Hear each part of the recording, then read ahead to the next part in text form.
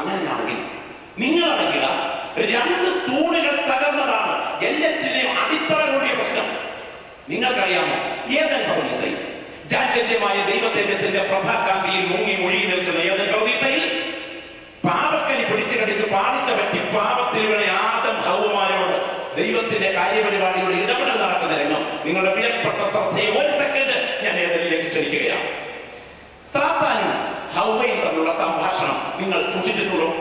ശരിക്കും നിങ്ങളുടെ വീട്ടിൽ നാട്ടിലോട് ചെല്ലുമ്പോൾ പശുവിന് തീറ്റി കൊടുക്കാൻ തൊഴുത്തിലോട് ചെന്ന് നിൽക്കട്ടെ, തൊഴുത്തിലോട് ചെന്ന് കാടി കലക്കി അല്ലെങ്കിൽ പുളിപ്പൊടി പിണ്ണാക്കും കലക്കി പശുവിന്റെ തൊഴുത്തിലോട്ട് അങ്ങോട്ട് വെക്കാൻ ചെന്നപ്പോ ഈ പശു തൊഴുത്തിൽ നിന്ന് ചോദിക്കാൻ, കൊച്ചമ്മേ എന്താ ഒരു വിശേഷം, എപ്പോഴാ വന്നേ, മടക്കട്ടിക്കറ്റ് എപ്പോഴാ എന്ന് ചോദിച്ചാൽ നിങ്ങൾ അവിടെ കാണാൻ നിൽക്കൂ? ഒറ്റ മൃഗം പോലും ഇന്ന് വരെ ഇങ്ങനെ സംസാരിച്ചിട്ടില്ല. കാര്യമില്ല, സംസാരിച്ചാൽ തന്നെ നമ്മൾ ആരും അവിടെ ധൈര്യമായി നിൽക്കത്തുമില്ല. കാരണം ഒരിക്കൽ പോലും മൃഗജാലങ്ങളുമായി മനുഷ്യർക്ക് ആശയവിനിമയത്തിന് ശേഷിയില്ല. പക്ഷെ ഔവ്വ അമ്മച്ചി വേദിക്കരികിൽ പാമ്പുമായി സംസാരിക്കുന്ന രംഗം വന്നപ്പോൾ അത്ഭുതപ്പെട്ട് ഓടാഞ്ഞതിന്റെ കാര്യം എന്താ? കാര്യം മറ്റൊന്നല്ല, മനുഷ്യകുലത്തിന് വീഴ്ച ഭവിക്കുന്നതിന് മുൻപ് മൃഗജാലങ്ങളുമായി ആശയവിനിമയം നടത്താനുള്ള ശേഷി ഉണ്ടായിരുന്നു എന്ന് വ്യക്തമാണ്. അങ്ങനെയാണെങ്കിൽ എന്തായിരിക്കും സംഭാഷണം എല്ലാം ഒന്നും എഴുതിയിട്ടില്ലെന്ന്, അത്യാവശ്യ സംഭാഷണം മാത്രമേ എഴുതിയിട്ടുള്ളൂ. സംഭാഷണം തുടങ്ങുകയാണ്. പാമ്പ് ഇരഞ്ഞടുത്ത് വരുന്നു, ഔവ്വ അമ്മച്ചി വേദിക്കരികിൽ നിൽക്കുന്നു. എന്തുകൊണ്ട് വച്ചതിന്റെ വിശേഷം? സംഭാഷണം തുടങ്ങുകയാണ്. നിങ്ങളൊരു പുതിയ താമസക്കാരി ഇവിടെ വന്നിട്ടുള്ള കാര്യം ഈ ദിവസങ്ങളിൽ ഞാൻ അറിഞ്ഞു. എനിക്ക് വന്നൊന്ന് പരിചയപ്പെടണമെന്ന് ആഗ്രഹമുണ്ടായിരുന്നു. ഞാൻ ബിസി ആയിരുന്നു, നിങ്ങൾ ബിസി ആയിരിക്കുമല്ലോ. ഏതായാലും വേണ്ടില്ല, ഇപ്പോഴാണ് നമുക്ക് ഒത്ത സമയം കിട്ടിയത്. അല്ല, ആരോഗ്യനിലയൊക്കെ എങ്ങനെയുണ്ട്, ഭക്ഷണമൊക്കെ പിടിക്കുന്നുണ്ടോ? അടുത്ത വാചകം, ഈ വൃക്ഷഫലം തിന്നരുതെന്ന് ദൈവം വാസ്തവമായി കൽപ്പിച്ചിട്ടുണ്ടോ? സത്യത്തിൽ സഹോദരിമാർ ശ്രദ്ധിക്കണം, അച്ചായന്മാര് മാത്രം ഉള്ളപ്പോൾ ഒരു പ്രത്യേക വിഷയം വേറെ ആരോ അച്ചായനെ പറഞ്ഞ് ചുമതലപ്പെടുത്തിയിരുന്നു. നിങ്ങളോട് അച്ചായൻ പറയുകയും ചെയ്യും. എന്നാൽ അച്ചായന്റെ അസാന്നിധ്യത്തിൽ നിങ്ങളോട് പറഞ്ഞ പഴയ വിഷയത്തിന്റെ വിശദീകരണം അച്ചായന്റെ അസാന്നിധ്യത്തിൽ മറ്റൊരാളെന്ന് നിങ്ങളോട് ചോദിച്ചാൽ മാന്യതയുള്ള പച്ചമ്മമാരാണെങ്കിൽ എന്ത് പറയും? എന്നോടല്ല പറഞ്ഞത്, അച്ചായനോട് പറഞ്ഞു. പുള്ളിയെ ഞാൻ ഇപ്പൊ വിളിച്ചോണ്ട് വരാം എന്ന് പറഞ്ഞ് അച്ചായനെ വിളിക്കാൻ പോകും. അച്ചായനെ മാറ്റി നിർത്തി കൊച്ചമ്മ ഒറ്റയ്ക്ക് കച്ചവടം തുടങ്ങിയതായി കുഴപ്പത്തിന് മുഴുവൻ കാരണം. മനസ്സിലായില്ലേ? ദൈവത്തിന് സ്തോത്രം. ഓർക്കില്ല, കുടുംബത്തിൽ ഏദൻ പർദീസയിൽ അധികാരതലം നിഷേധിച്ചതോടുകൂടെ ശാപത്തിന്റെ ശക്തികൾ കുടുംബത്തിൽ ഇരുന്ന് കഴിഞ്ഞ് ചിരിച്ചു തള്ളരുന്ന സഹോദരങ്ങളെ ഗൗരവമായി നിങ്ങൾ ചിന്തിക്കണം. അതോടുകൂടെ കുടുംബ തകർച്ച മാത്രമല്ല, സാത്താന്യ ആധിപത്യം കുടുംബത്തിൽ ആരംഭിച്ചു കഴിഞ്ഞു. അങ്ങനെയാണെങ്കിൽ കുടുംബത്തിൽ ദൈവം അധികാര സ്ഥാനം വെച്ചിരിക്കുന്നു. അധികാര നിഷേധം അതിന്റെ ഫലങ്ങൾ വരുത്തും. നിങ്ങൾക്കറിയാമോ, മക്കൾ മാതാപിതാക്കളോടുള്ള ബന്ധത്തിൽ അധികാരത്തിന് കീഴ്പ്പെടുന്നില്ലെങ്കിൽ അതിന്റെ ഫലം അനന്തര തലമുറകൾ ശരിക്ക് ചുമക്കും.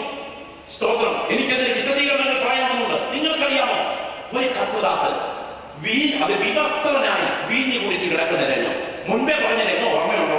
അപ്പൻ ഇരിക്കേണ്ടത് അപ്പനിരുന്നാൽ അപ്പന് കിട്ടേണ്ടത് അപ്പന് കിട്ടും, പട്ടി ഇരിക്കേണ്ടത് അപ്പനിരുന്നാൽ പട്ടിക്ക് കിട്ടേണ്ടത് അപ്പന് കിട്ടുമെന്ന് ചെറുപ്പക്കാരൻ പറഞ്ഞ കാര്യം മനസ്സിലാക്കണേ. ഒരപ്പൻ തന്റെ നില വിട്ടു പെരുമാറിയാൽ പോലും മകൻ അപ്പനോടുള്ള ആദരവിന്റെ അതിർത്തി വിട്ടാൽ അതിന്റെ പരിണിത ഫലം നിങ്ങൾ ഉൽപ്പത്തി പുസ്തകത്തിലെ പേജുകൾ കാണുന്നു. അകത്ത് വിവസ്ത്രനായി അപ്പൻ മദ്യപിച്ച് കിടക്കുകയാണ്. അപ്പൻ ഇങ്ങനെ പറ്റുമോ? പറ്റില്ലെന്ന് എനിക്കറിയാം. പക്ഷേ അകത്ത് എന്ന് മകൻ രംഗം കണ്ടിട്ട് പുറത്തറിയിച്ചു. പക്ഷെ ഈ വാർത്ത അപ്പന്റെ ചെവിയിലെത്തി. അപ്പന്റെ അധരം വിതുമ്പി കണ്ണുകൾ നിറഞ്ഞൊഴുകി. പറഞ്ഞ വാക്യം, കനാൻ ശപിക്കപ്പെട്ടവൻ, അവൻ തന്റെ സഹോദരന്മാർക്ക് ആത്മദാസനാണ്. നിങ്ങൾക്കറിയാമോ, കനാന്യ സന്തതികൾ കുടികയറിയ സ്ഥലമാണ് ആത്മ, സെബോയി, സൊദോം, ഗൊമോറ മേഖലകൾ.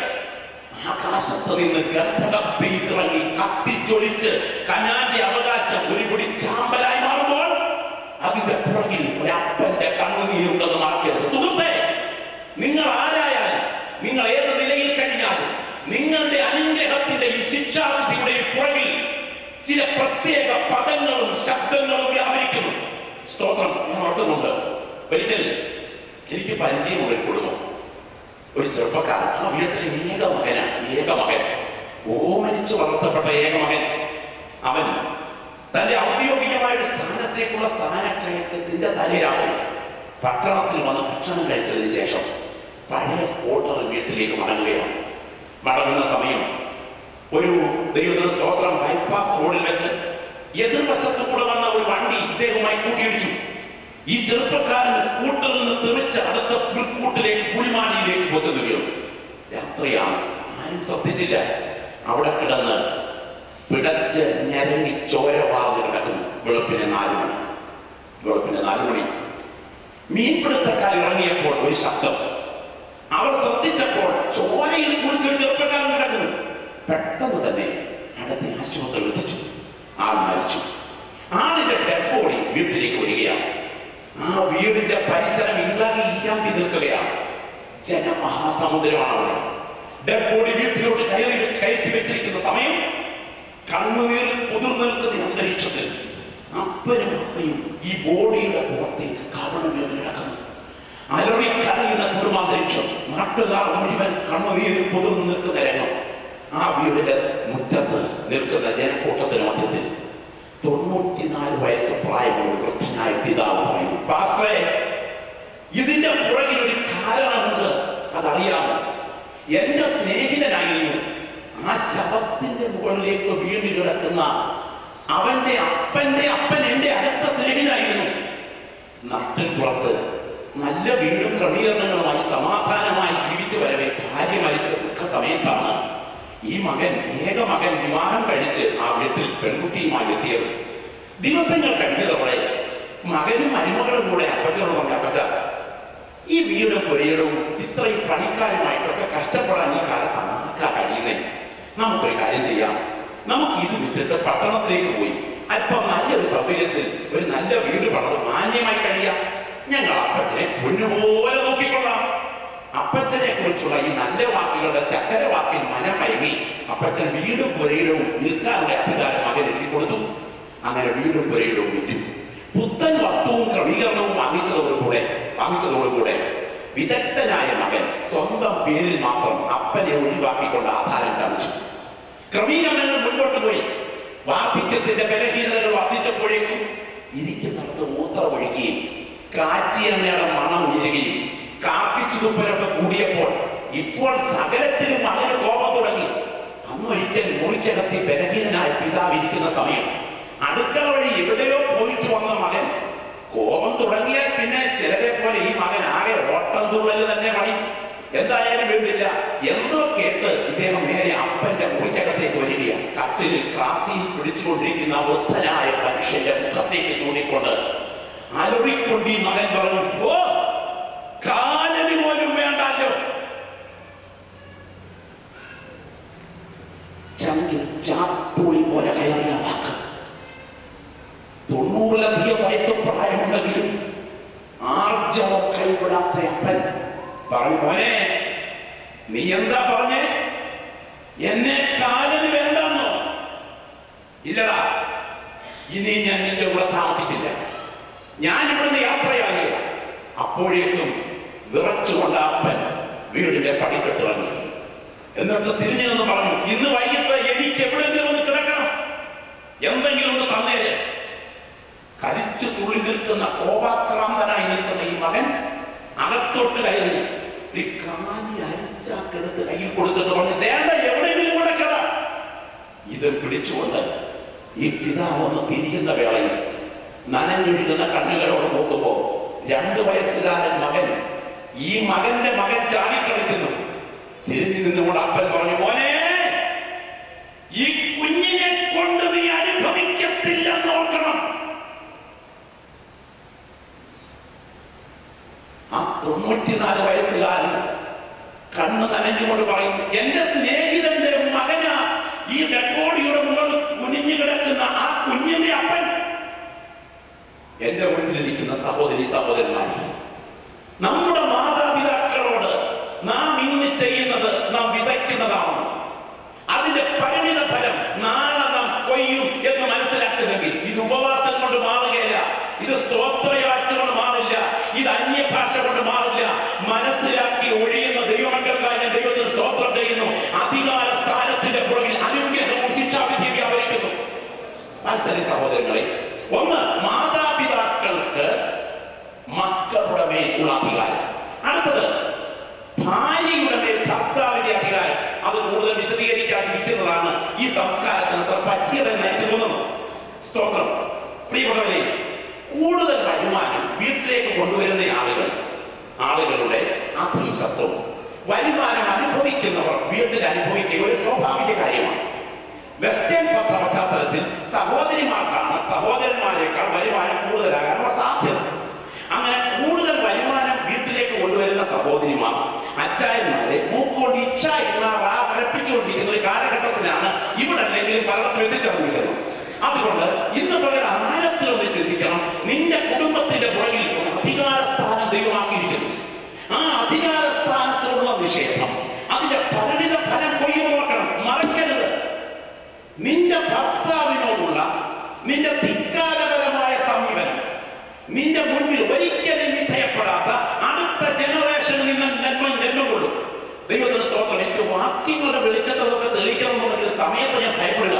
ഒരു വസ്തുത ഓർക്കുക. ഞാൻ ഓർക്കുന്നുണ്ട്, ഒരിക്കൽ ഒരമ്മ പൊട്ടിത്തെറിച്ചിട്ട് പറയുക, തിന്ന് പനത്ത് വരിക എന്നല്ലോടാ, എന്തിന് കൊള്ളാടാ നിന്നെ കമ്പ്യൂട്ടറും ടിവിയുമായി നടക്കുന്നു, വെട്ടി അറുത്താൻ 4 പേരൊക്കെയുണ്ടല്ലോടാ എന്നൊക്കെ പറഞ്ഞ് അങ്ങനെ വെട്ടി അമ്മയെ അലറില്ല. ചെറുക്ക അങ്ങനെയാണല്ലോ. ഒരു നില കഴിഞ്ഞാൽ പിന്നെ മുഴുവൻ.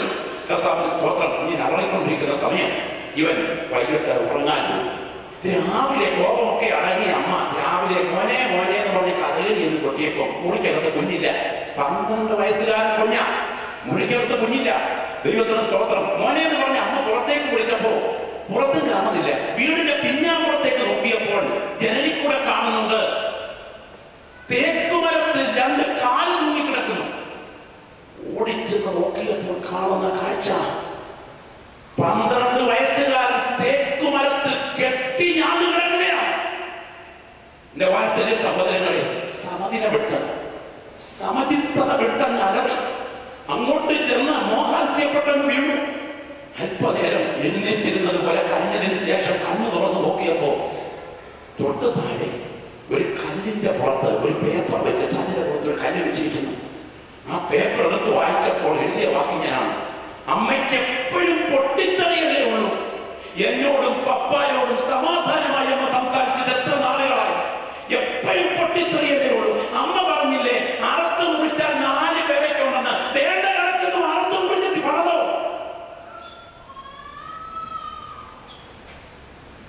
ഇന്ന് രാത്രി പെന്തക്കോസ്തിന്റെ സമൂഹം ആഴത്തിൽ ചിന്തിക്കണം. നിന്റെ ഭർത്താവ് പൊട്ടനാണെങ്കിലും 4 അക്ഷരം കൂട്ടി വായിക്കാൻ അവന് കഴിവില്ലെങ്കിലും ബഹുനില ബംഗ്ലാവിന്റെ ഓണമല്ലെങ്കിലും കൊടിയ വരുമാന മാർഗം നിന്റെ വീട്ടിലില്ലെങ്കിലും വിശുദ്ധ സ്ഥലത്ത് ദൈവസന്നിധിയിൽ തൃത്വത്തെ ആധാരമാക്കി എടുത്ത ഉടമ്പടിയുടെ ലംഘനം നിന്റെ കുടുംബത്തിൽ നടന്നാൽ അതിന്റെ പരിണിത ഫലം നിന്റെ തലമുറ കൊയ്യുമെന്ന് മറക്കരുത്. നിന്റെ കുടുംബത്തിന്റെ പുറകിൽ ശിക്ഷാവിധി വ്യാപരിക്കും. ഞാൻ രാത്രി ചോദിക്കട്ടെ, ഇവിടെ ഇരിക്കുന്ന പ്രിയപ്പെട്ട കുടുംബങ്ങളിലേക്ക് നോക്ക്.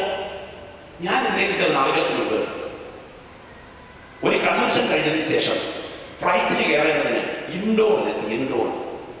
ഇൻഡോറിൽ എയർപോർട്ടിൽ തന്നെ സ്വീകരിച്ചിട്ട് ഒരു ചില മണിക്കൂറുകളുടെ വിശ്രമത്തിലേക്ക് കൊണ്ടുപോയി ചെറുപ്പക്കാരനോട് പറഞ്ഞു, പാസ്റ്ററെ എന്നെ അറിയുന്നു. ഞാൻ പറഞ്ഞ അറിയില്ല. പാസ്റ്ററെ അടുത്ത് നടന്ന ഒരു മരണത്തോട് ബന്ധപ്പെട്ട കേസിൽ 1ാമത്തെ പ്രതിയാകാൻ സാധ്യതയുള്ള ആളായിരുന്നു ഞാൻ. അപ്പോഴാണ് സംഭവത്തിന്റെ ചുരുളറിഞ്ഞത്. അന്ന് നടന്ന കൊലപാതകം വെളുപ്പിനെ 4 മണിക്ക് ഭർത്താവിനെ കാമുകനെ വിളിച്ചു വരുത്തി കമ്പി വടി കൊണ്ട് തല്ലിക്കൊന്നതിന് ശേഷം സ്വന്തം ഭർത്താവിന്റെ മരണം ഉറപ്പാക്കാൻ നീളമുള്ള സ്ക്രൂ ഡ്രൈവർ കൺപുരിയങ്ങളുടെ ഇടയിലേക്ക് ഭാര്യ IPC-കാരിയായ അന്യഭാഷ പറഞ്ഞ പെന്തിക്കോസ്തുകാരി പിടിച്ചു കൊടുക്കുകയും കാമുകനായ ഒരു ചെറുപ്പക്കാരൻ മറുവശത്തുകൂടെ ഇത് നെറ്റിയുടെ നടുവിലൂടെ അടിച്ച് തലയുടെ മറുവശത്തിറക്കുകയും ചെയ്യും. ആ സംഭവത്തോട് ബന്ധപ്പെട്ട് അവൻ അന്ന് ഉപയോഗിച്ച ചുറ്റികയും സ്ക്രൂ ഡ്രൈവറും ഒരു മാൻഹോളിൽ നിന്ന് കണ്ടെടുത്തപ്പോൾ അവൻ അവിടേക്ക് പോകാൻ ഉപയോഗിച്ച സ്കൂട്ടർ എന്റെ സ്കൂട്ടർ ആയതുകൊണ്ട് ആദ്യമായി പോലീസ് എന്നെ അറസ്റ്റ് ചെയ്തു. പിന്നീട് സംഭവത്തിന്റെ ചുള്ളം നിങ്ങൾ ഓർക്കണം. വെളുപ്പിനെ 4 മണിക്ക് കാമുകനെ വിളിച്ചു വരുത്തി സ്വന്തം ഭർത്താവിനെ കമ്പി വടി കൊണ്ട് തല്ലിക്കൊല്ലുമ്പോൾ പിടയ്ക്കാതിരിക്കാൻ കാലി കട്ടിൽ പിടിച്ചു വെച്ചു കൊടുത്ത് പെന്തിക്കോസ്തുകാരി IPC-കാരി ഓർക്കും. ഞാൻ ചോദിക്കട്ടെ, സ്വന്തം ഭാര്യ തലേ രാത്രി പാലക്കാടുകാരന് ചെറുപ്പക്കാരൻ അയച്ച SMS പേരിൽ രഹസ്യമായി കണ്ടെത്തിയ പദ്ധതികളുടെ വെളിച്ചത്തിൽ അടുക്കളയിൽ നിന്ന് വെട്ടുകത്തി എടുത്തുകൊണ്ട് വന്ന് ഭാര്യ ഉറങ്ങിക്കിടക്കുമ്പോൾ അവരുടെ വായി വെട്ടിപ്പൊളിച്ച് ആ ശവത്തിന് മണിക്കൂറുകൾ കാവൽ നിന്നതിന് ശേഷം പോലീസിൽ അറസ്റ്റിലായ ഷിബു ഷീബ വധക്കേസ് ഓർക്കുന്നുണ്ടോ? പെൺകുട്ടി അസംബ്ലി സപ്പോർട്ടുകാരി. ഞാൻ ഇന്ന് രാത്രി ചോദിക്കട്ടെ, കുടുംബത്തകർച്ച വ്യാപിച്ചുകൊണ്ടിരിക്കുന്ന ഈ കാലഘട്ടം നാം ഇന്ന് ഓർക്കണം. കുടുംബത്തിനകത്തേക്ക് ഇരുട്ടിന്റെ ശക്തികൾ ആധിപത്യം പുലർത്തുക. പിന്നെ നമ്മുടെ കാര്യം പറഞ്ഞാൽ പട്ടിയുടെ പൂച്ചയുടെ കാര്യം പറഞ്ഞു തരാം. നമ്മുടെ നാട്ടിൽ ഇത് രണ്ടും ഒരുമിച്ചാ വാഴുന്നതെങ്കിൽ ഒരിക്കൽ യോജിക്കാതെ. ദൈവത്തിന് സ്തോത്രം. ഒരിക്കലും ഒരു പൂരയുടെ കീഴിൽ ബോധത്തുമില്ല, ഒരിക്കലും ഒന്നിച്ച് കഴിയാറുമില്ല. സ്തോത്രം. സന്ധിയാകുമ്പോ പൂരയുടെ കീഴിൽ കയറും. ഇതുപോലെ ബാഹ്യമായി കാണുമ്പോൾ സന്തോഷമാണെങ്കിലും ആന്തരികമായി കുടുംബങ്ങൾ തകരുന്ന ഈ സാഹചര്യത്തിൽ ഇന്ന് രാത്രി ഓർക്കൂ, നിന്റെ കുടുംബത്തിനെതിരെ ഇരുട്ടിന്റെ ശക്തികൾ വ്യാപരിക്കുന്നു. ഇന്ന് രാത്രി ഈ ബന്ധനങ്ങളുടെ മേൽ കുഞ്ഞാളുടെ രക്തത്തിന്റെ ശക്തി വ്യാപരിക്കുന്ന രാത്രിയാകാൻ പ്രാർത്ഥിച്ചുണരുന്ന എത്ര പേര് രാത്രി ഇവിടെയുണ്ട്. ഞാൻ ഈ രാത്രി വളരെ എനിക്ക് വിശദീകരിക്കാനുണ്ടെങ്കിലും നിങ്ങളുടെ സമയത്തെ ഞാൻ ഭയപ്പെടുന്നത് കൊണ്ട് ആത്മനിർഭർ പ്രാപിച്ച ദൈവമക്കളുടെ നടുവിൽ ഞാൻ വിളിച്ചു പറയട്ടെ, ഒരു ദൈവശക്തിയുടെ ദിവ്യാഭിഷേകം ഇവിടെ വ്യാപരിച്ചുകൊണ്ടിരിക്കുകയാണ്. നിന്റെ ഭവനത്തിന്റെ പുറകിൽ ഉയർന്നു നിൽക്കുന്ന ഇരുട്ടിന്റെ കോട്ടകളെ തകർക്കേണ്ടതിന് പ്രാർത്ഥനയുടെ പുറകിൽ ഇതുവരെ പകരപ്പെട്ടിട്ടില്ലാത്ത ദൈവശക്തിയുടെ കനത്തെ അഭിഷേകം ആത്മമണ്ഡലത്തിൽ ചലിച്ചിറങ്ങുന്നത് കാണുന്ന കൃപ ലഭിച്ച ദൈവമക്കൾ ഇരിക്കുന്ന ഇരുട്ടിൽ ശബ്ദം ഉയർത്തിയെന്ന് പ്രാർത്ഥിച്ചു തുടങ്ങുന്ന രാത്രിയാകട്ടെ. ഒരു വാ പോലും ഈ രാത്രി ഇവിടെ പൂട്ടിയിരിക്കരുത്, ഒരധരം പോലും ഇന്ന് രാത്രി അടഞ്ഞിരിക്കരുത്. ഞാൻ ഇന്ന് രാത്രി കാണുന്ന സ്വർഗം ഈ ഓഡിറ്റോറിയത്തിന് മീതെ തുറന്നു നിൽക്കുകയാണ്. ദൂതന്മാരിന്ന് രാത്രി ഇവിടെ കുഴിഞ്ഞു നോക്കിക്കൊണ്ടിരിക്കുന്ന രാത്രിയാ. യേശുവിന്റെ കരം ചില വ്യക്തികളെ ഈ രാത്രിയുടെ തൊടുവാൻ തുടങ്ങുന്ന രാത്രിയാ. നിന്റെ ഭവനം ഈ രാത്രിയിൽ കടന്നു പോകുന്ന പ്രതിസന്ധികളെ അഴിച്ചെടുക്കാൻ കഴിവുള്ള യേശുവിന്റെ കരം ഇന്ന് രാത്രി ഇവിടെ ചലിച്ചുയരുന്ന രാത്രിയിൽ കൃപ ലഭിച്ച ദൈവമക്കൾ നാളുകൾ തുറന്ന് ആത്മാവിൽ പ്രാർത്ഥിച്ചു തുടങ്ങട്ടെ. ചില ബന്ധനങ്ങളെ അഴിച്ചു മാറ്റത്തക്ക വിധം, നിന്റെ കുടുംബത്തിനെതിരെയുള്ള ഇരുട്ടിന്റെ കെട്ടുകളെ മുറിച്ചു മാറ്റത്തക്ക വിധം യേശുവിന്റെ കരം ഇവിടെ ചലിച്ചുകൊണ്ടിരിക്കുകയാണ്. അഭിഷിക്തന്മാരിന്ന് രാത്രി ഇവിടെ പ്രാർത്ഥിച്ചു തുടങ്ങട്ടെ. കർത്തൃദാസന്മാരിന്ന് രാത്രി ആത്മാവിൽ സ്തോത്രം ചെയ്ത് തുടങ്ങട്ടെ. ഇന്ന് രാത്രി നമ്മുടെ മേൽ ദൈവശക്തി വ്യാപരിക്കുന്നുണ്ടെന്ന് തിരിച്ചറിയുന്ന ദൈവമക്കൾ ഇരിക്കുന്ന ഇരിപ്പിൽ പ്രാർത്ഥന നിരതരാകുന്ന രാത്രിയാകട്ടെ.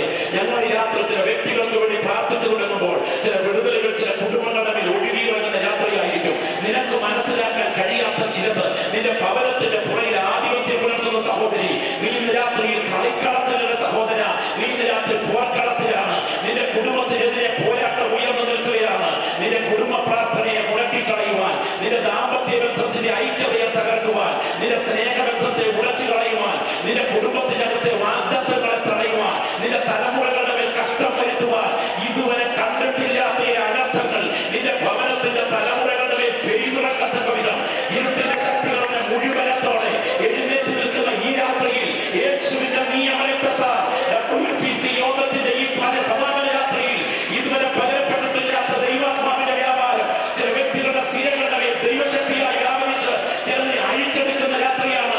അത് തിരിച്ചറിയുന്ന ദൈവങ്ങൾ നാവുകൾ തുറന്ന് ആത്മാവിൽ പ്രാർത്ഥിച്ചു തുടങ്ങട്ടെ. Hallelujah, hallelujah. ഞാൻ രാത്രി പറയട്ടെ, നമ്മുടെ നാവിൽ വ്യാപരിക്കുന്ന ആത്മീയ ആരാധനയുടെ പോരാട്ടത്തിന് ശക്തിയുണ്ടെന്ന് ഞാൻ വിശ്വസിക്കുന്നു. നിങ്ങളുടെ കുടുംബം കടന്നുപോകുന്ന കടുങ്കെട്ടിനെ ഇന്ന് രാത്രി ഇവിടെ പ്രാർത്ഥന നടന്നുകൊണ്ടിരിക്കുമ്പോൾ അഴിച്ചെടുക്കുവാൻ കഴിവുള്ള ഒരു കരം ഇതിന് നടുവിൽ ചലിച്ചുകൊണ്ടിരിക്കുന്ന കാഴ്ച ഞാൻ ആത്മാവിൽ കാണുകയാണ്. അഭിഷിക്തന്മാരെ ഞങ്ങൾ ഒരുമിച്ചാണ് യാത്ര ശുശ്രൂഷിക്കുന്നത്.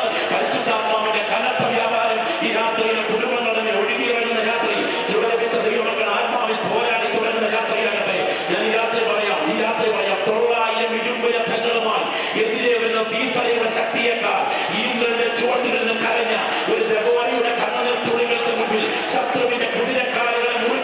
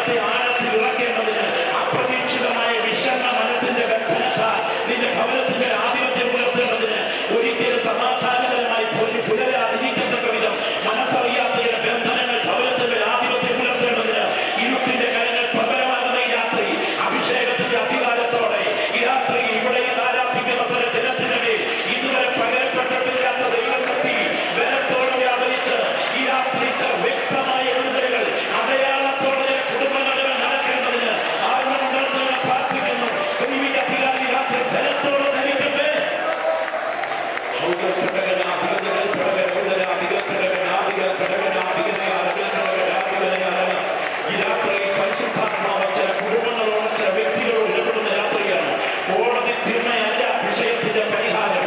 ബുദ്ധിരാക്ഷസന്മാരുടെ കരുനീക്കമല്ല വിഷയത്തിന്റെ പരിഹാരം. സൈക്കോളജിസ്റ്റിന്റെ ഇടപെടലല്ല വിഷയത്തിന്റെ പരിഹാരം. കൗൺസിലിംഗ് അല്ല വിഷയത്തിന്റെ പരിഹാരം. ദൈവസന്നിധിയാണ് വിഷയത്തിന്റെ പരിഹാരം.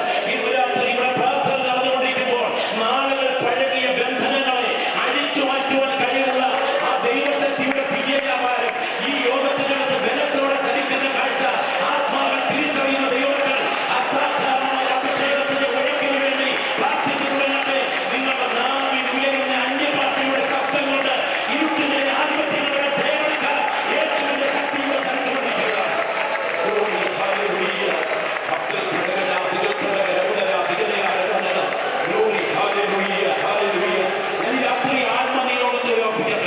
ഉത്തരം കിട്ടാത്ത നിന്റെ കടിഞ്ഞെട്ടു വീണ കുടുംബ വിഷയം എത്ര വലുതാണെങ്കിലും തലയിൽ പൂഴി വാരിയിട്ട് നിലവിളിക്കുന്ന ഒരു മൊർദെഖായി, മുട്ടുമടക്കി കരയുന്ന എസ്തേറുണ്ടെങ്കിൽ, ഒരു രാജ്യത്തിന്റെ ഭരണകൂടത്തെ തിരിച്ചു കറക്കിയ ദൈവത്തിന്റെ കരം നിന്റെ ബന്ധനങ്ങളെ അഴിച്ചു മാറ്റാൻ ഈ രാത്രി ഇതിന്റെ പുറകിൽ ചലിച്ചുകൊണ്ടിരിക്കുന്നു.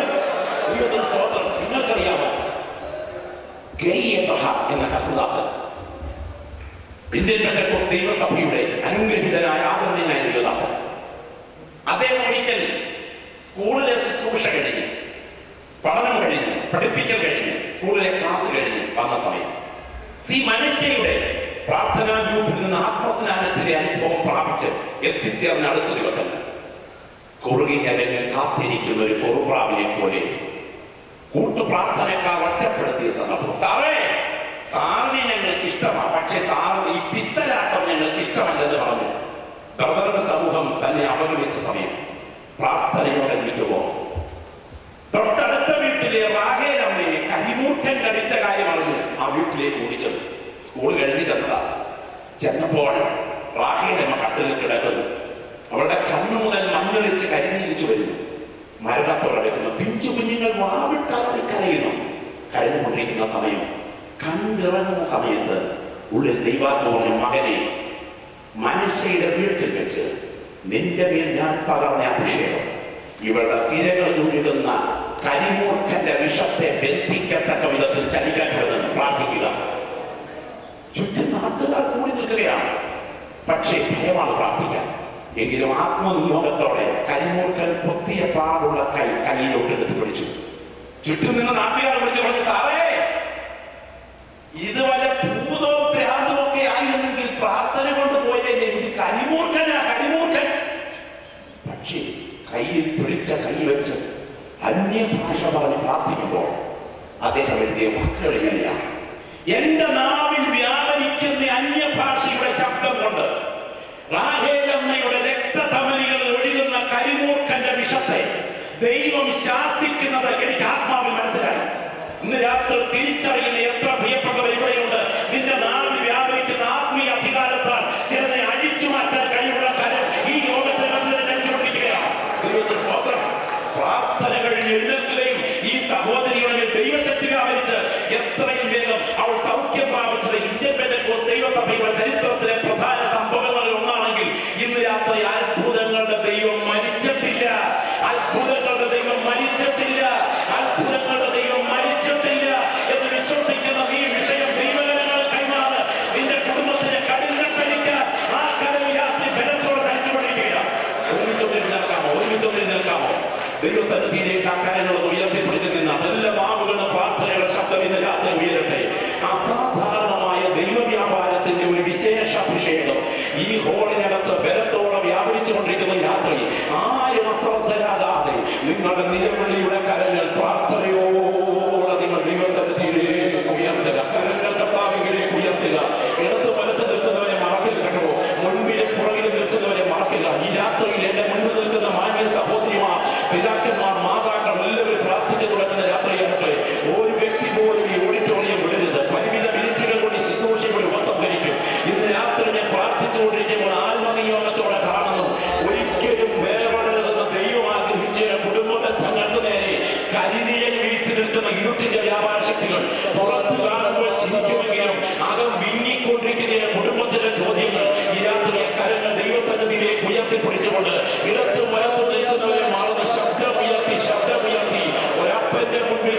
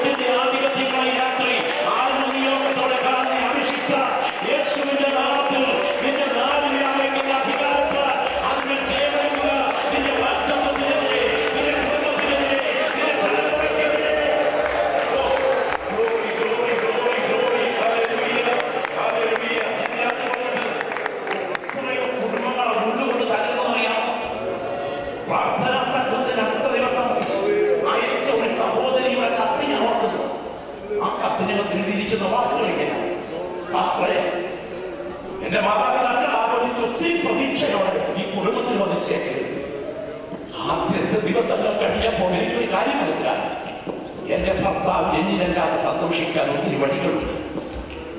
3 പിഞ്ചു കുഞ്ഞുങ്ങൾക്ക് ജന്മം കൊടുത്ത് ഞാൻ മനസ്സുകൊണ്ട് വളർന്നിട്ട് പമ്പയാറ്റിൽ ആത്മഹത്യക്ക് തീരുമാനിച്ചു. പിഞ്ചു കുഞ്ഞുങ്ങൾ 3 പേരെ കട്ടിൽ ഉറക്കി കിടത്തിയതിനു ശേഷം ഞാൻ കണ്ടുവച്ച ആറ്റുകളവിലെ കല്ലിലേക്ക് രാത്രി 2-നും 3-നും ഇടയിലുള്ള സമയം ഞാൻ ഓടി ഇറങ്ങിപ്പോയി.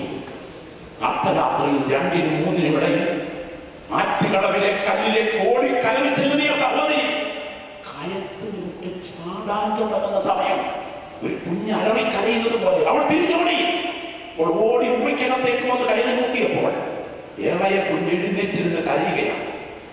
സമനില വിട്ടുകൊണ്ട് ആ അമ്മ 3 കുഞ്ഞുങ്ങളെ കെട്ടിപ്പിടിച്ചിങ്ങനെ പറഞ്ഞു, മക്കളെ, അമ്മ ഇനി മരിക്കില്ല കേട്ടോ. ഈ വീട്ടിൽ കുടുംബജീവിതം ഞാൻ അഭിനയിക്കും.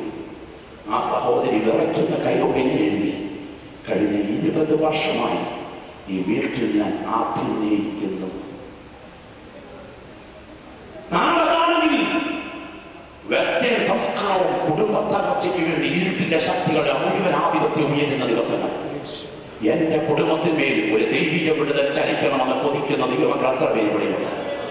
ഇതുവരെ കാണാത്തൊരു ദൈവിക അഭിഷേകം എന്റെ കുടുംബത്തിന്മേൽ വാഗ്ദത്തമായി ഉയരണമെന്ന് കൊതിക്കുന്ന എത്ര പേരുപടിയുണ്ട്. നമ്മൾ ഒന്നിച്ച് രാത്രി പ്രാർത്ഥിക്കാൻ തുടങ്ങുകയാണ്. കർത്തൃദാസന്മാർ ഇന്ന് രാത്രി അഭിഷേകത്തോടെ പ്രാർത്ഥിക്കാൻ തുടങ്ങുകയാണ്. വടി നീട്ടിയപ്പോൾ കടൽ പിളർക്കാൻ രാവിലെ